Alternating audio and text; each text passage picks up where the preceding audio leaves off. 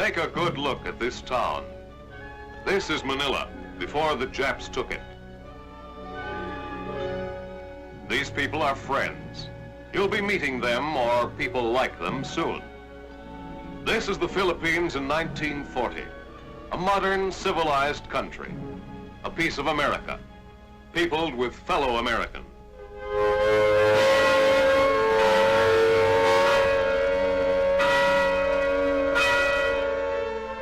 This is the Philippines, December 26, 1941, the day after Christmas. Jap bombers are coming. They're coming in spite of the fact that Manila was declared an open city to spare it from destruction. We didn't know then, as we know now, how little the Japanese respected international law. An open city? Open for Mitsubishis and Zeros. Open for fire, destruction, death.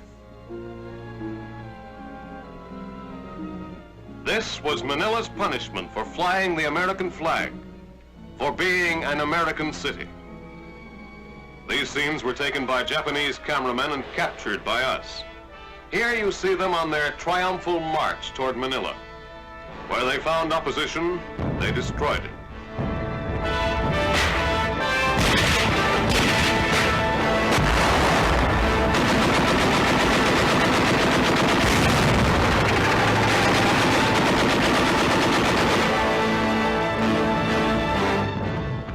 Also destroyed without opposition. Christmas 1941. Goodwill toward men. Finally, they marched through Manila. Manila, the whole Philippines was theirs. Or was it? Not quite. Not for 5 months yet. Not for 2 bloody battlefields. Not for Bataan and Corregidor. This is Corregidor, the rock. The rock in the gears of the Japanese war machine. The Japs are bombing us from outside. Look at those lamps sway.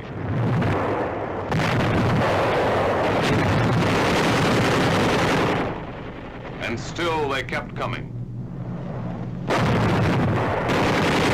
Here is more captured Jap film, the last of it. This is 5 months later as the little men closed in on Corregidor Fortress.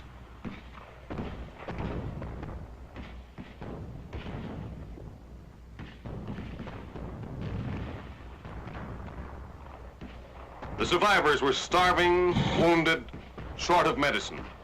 They blasted us, burned us out until we surrendered. This is what was left of us. Prisoners of war. No, prisoners of the Japs. There's a difference.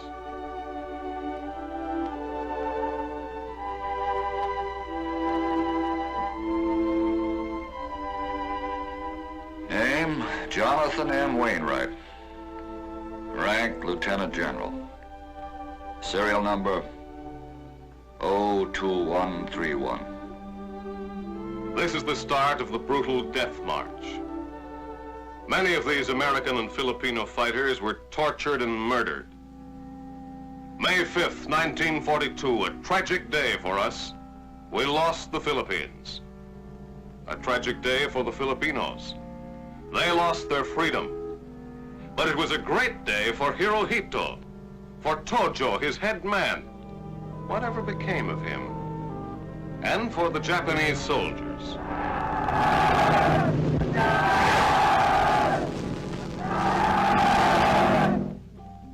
Look at this map. This is how the Jap topside saw it in 1941, right after Pearl Harbor. Vast, incredibly rich, the key to their push southward through the Pacific.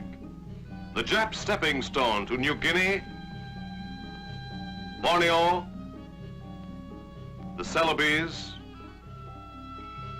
Java, Australia. Yes, even to our own west coast. They had to have it. Here's a $64 question. How many islands in the Philippines? The Japs knew the answer. 7,000.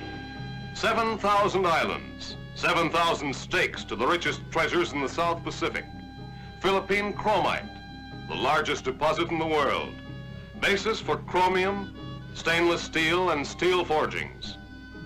Gold, iron, coal, copper, oil. Most important of all, a population of 17 million. Slave labor for the Jap war machine. These are some of the reasons why they wanted the Philippines. Okay, you're heading back. Let's have a briefing. Let's take another look at the map. Philippines, 7,000 islands, 7,000 steps nearer Japan. 35 P-38 miles to Jap-held Borneo. 515 Liberator miles to Jap-held Indochina. 405 Flying Fort miles to Jap-held Hong Kong. 65 B-25 miles to Jap-held Formosa. 1,800 Super Bomber miles to Tokyo. That's how our topside sees it.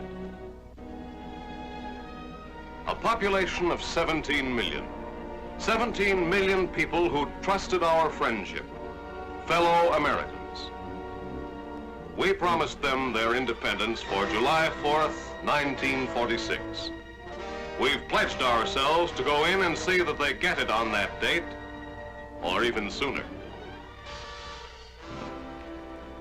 17 million people, 7,000 islands. Yeah, the Philippines are one hell of a big place. It's a good idea for you to know something about this country and the people that live in it. Let's go back 400 years to 1521. That's the year Magellan sailed into this place on his way around the world.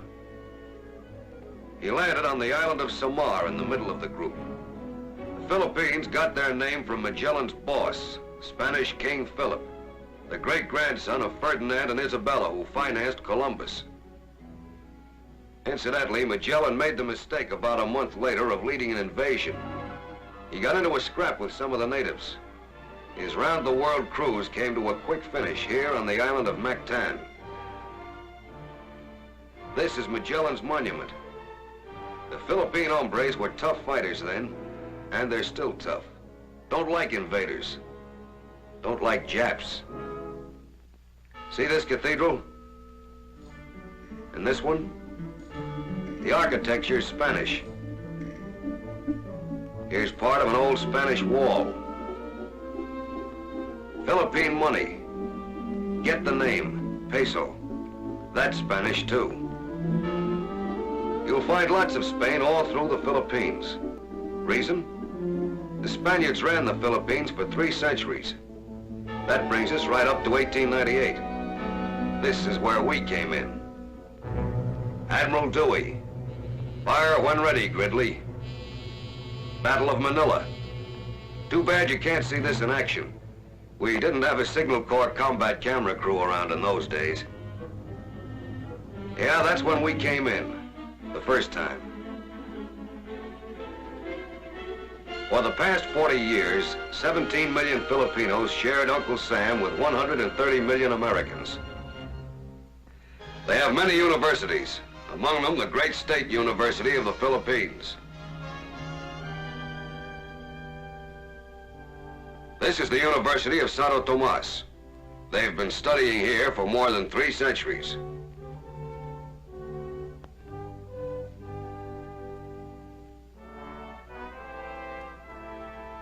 Silliman University on the island of Negros. No studying here during the occupation. The Japs used the classrooms for army barracks. They learned the 3 R's American style in high schools, grade schools, everything taught in English. Kindergarten, just like at home. They shared our daily setting-ups.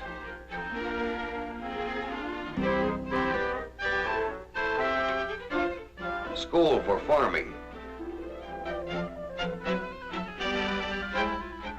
The Filipinos also shared another kind of American school tradition, one of the U.S. Army's oldest and best, our West Point. It's the general. This picture was taken before the war, when he was in command of the military defense of the Philippines. There were some Americans who saw the need for organizing the defense of the Philippines long before the war. Working with the Philippine government, they set out to build a tight, hard army of Philippine regulars. Even long before Pearl Harbor, the Jap menace was there, ambushed behind diplomatic lingo and grins. Maybe you'll get to see the military academy on Luzon. It's modeled after our own West Point, right down to the uniforms and precision drilling of the cadets. The Filipino GIs were trained like us. We shared with them in this, too. There were 4 of these tough Filipino GIs for every American fighting and dying on Bataan and Corregidor. They've shared the fighting. They'll share the final victory parade. Supreme Court of the Philippines. They shared our long tradition of justice. Those fine, intelligent faces are the faces of civilized men, guarding the laws of a civilized nation, dealing in civilized justice, a term the Tokyo criminals don't understand. And here is their House of Congress.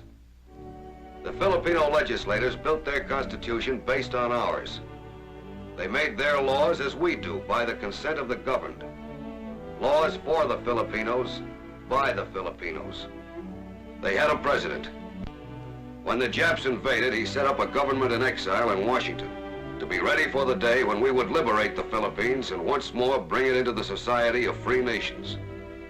His name, Manuel Quezon. Quezon did not live to see this moment of liberation. He died in America. But his vice president, Sergio Osmeña, is carrying on the same fight. Like Quezon, the second president of the Philippine Commonwealth wants only to see his country and his people living in independence. They are a deeply religious people. 90% of them are Christians. The Philippines is the only Christian nation in the Far East. They've been Christian ever since the Spaniards first got there.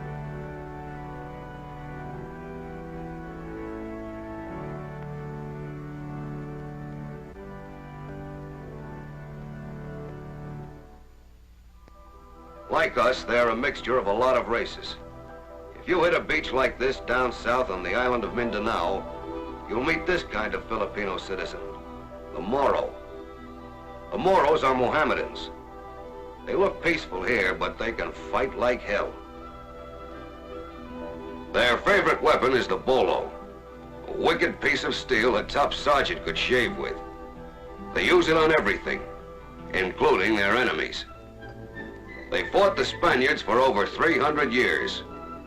After 1898, they fought us.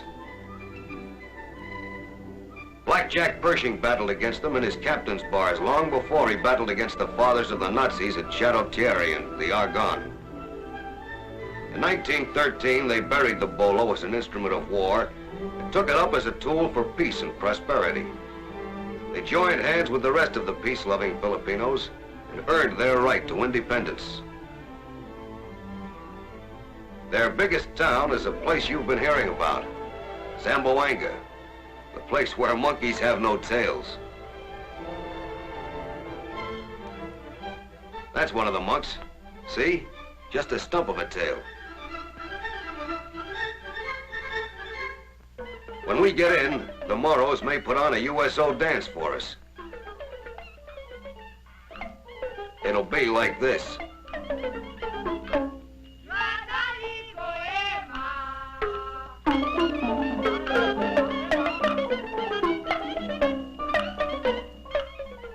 These Moros are a race of Filipinos with a culture and traditions, with manners, with beautiful clothes, and with pride in themselves. They have learned to trust us because we have learned to trust and respect them as fellow Americans. They dance, but they're hard-working. You might see a Moro woman husking rice like this. Or you might see this kind of human transportation, or this kind of house moving. Or you might see this on Saturday night, or this on Monday morning. And this every day in the week. A lot of them earn their living out of the sea. Make no mistake, the Moros are not fuzzy wuzzies.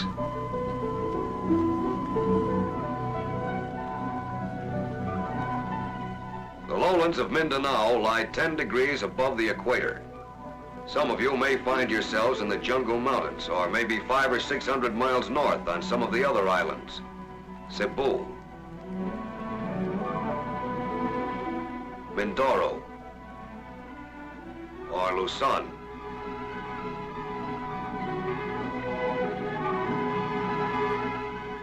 Here you'll meet another kind of Filipino citizen, the Negritos. These pint-sized guys are primitive and don't care who knows it. They don't like cities. They don't like clothes. They do like hunting, roast pig, and dancing. You can get them to like GIs by treating them with the respect you'd give a 6-footer. And here is another group of Philippine citizens called Igorots. Don't be fooled by appearances. They're jungle farmers, and let's put it this way. They never got degrees in any engineering school, but look at these rice fields cut out of the sides of a mountain.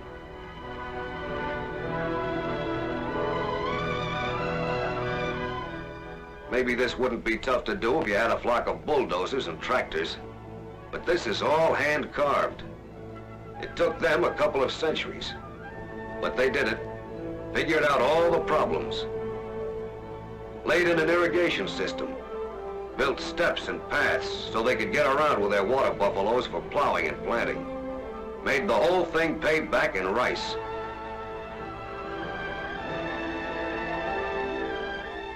And it's beautiful.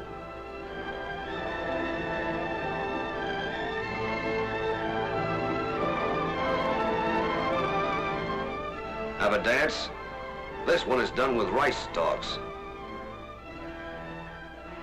The Igorot women are as much an eyeful as their landscape. Fathers, brothers, and husbands of these women are piled in graves on Bataan, where they rode on the tanks and fell side by side with thousands of our own guys. There are some important things you should know about the Filipino woman. She is treated at all times by her menfolk with the greatest respect. She is devoted to her religion and to her family. You'll find her modest and modern. She listens to the radio, goes to the movies, dances. She understands and appreciates the meaning of a liberated Philippines as well as the men in her family. Yes, you'll find her modern and modest and friendly. Don't mistake her friendliness. Don't get too playful. She's used to being treated with the same respect we give our own womenfolk back home. You'll find her working, taking care of the family, outdoor girls, sophisticated ladies, Moro ladies in a harem. These Filipino women live by their Mohammedan religion, live by it strictly. Usually you won't see them outside their homes unless accompanied by their husband or menfolk. Filipino girls wear models you don't see on a pinup. These are called butterfly sleeves. It's the national dress. Soda fountain cuties, blues singers, women in white, jitterbugs.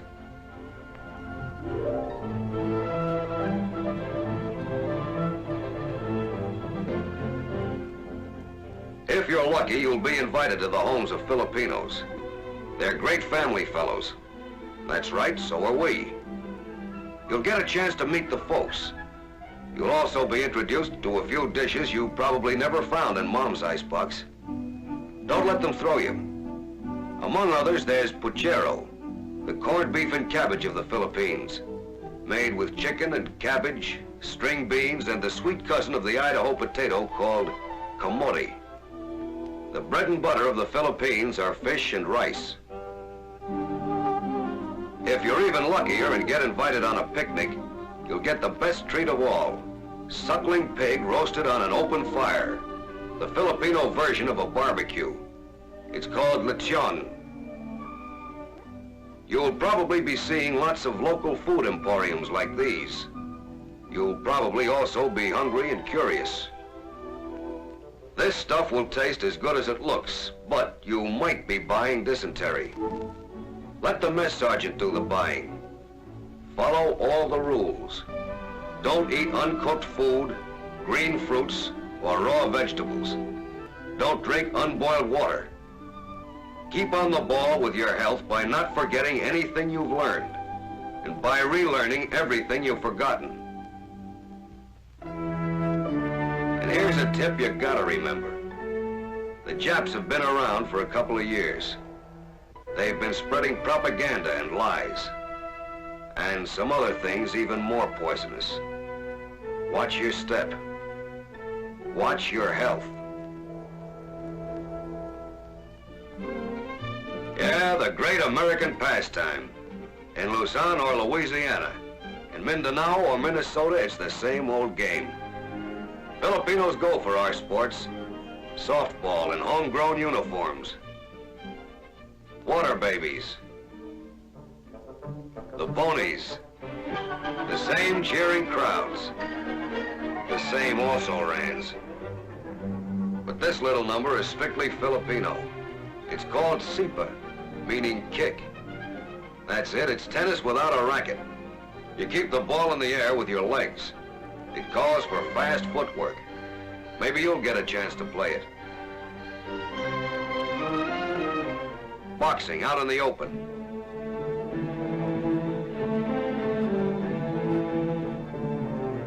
The juniors take to it like champs. Talking of champs, here's one you'll remember. Seferino Garcia, once world's middleweight champ. A Filipino boy. Another Filipino fight champ was Pancho Villa, former holder of the flyweight crown. Fair play, democracy, are at the bottom of American sports. The Filipinos take to them because they take to us. Do these remind you of home?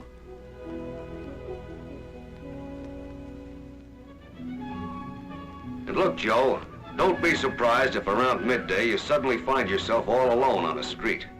It's another old Spanish custom, siesta time.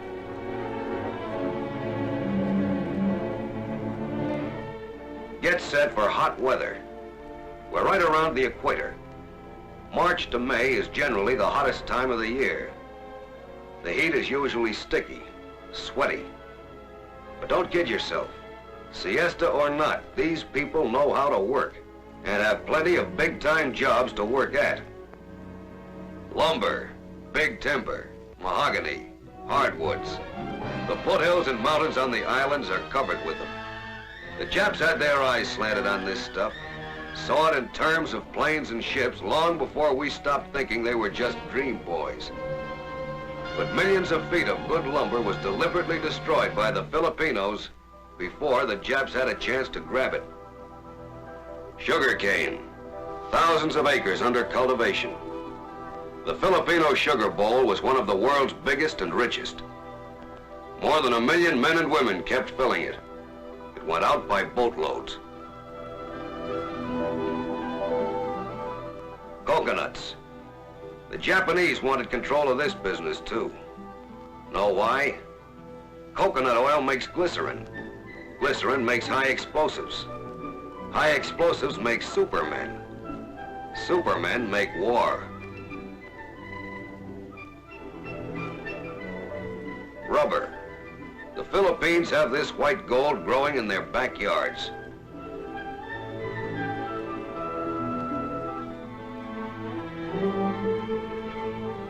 Tobacco. Cutting it. Bringing it in.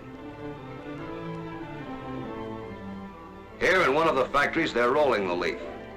Perfectos, stogies, maybe rope. But it all adds up to a big-time business. And here's the real rope, the McCoy, Manila hemp, grown from the ground up. The most famous and oldest industry in the 7,000 islands. This man's slicing the fibers of the abaca plant.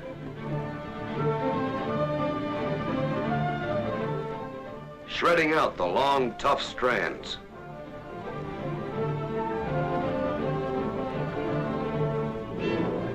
dried,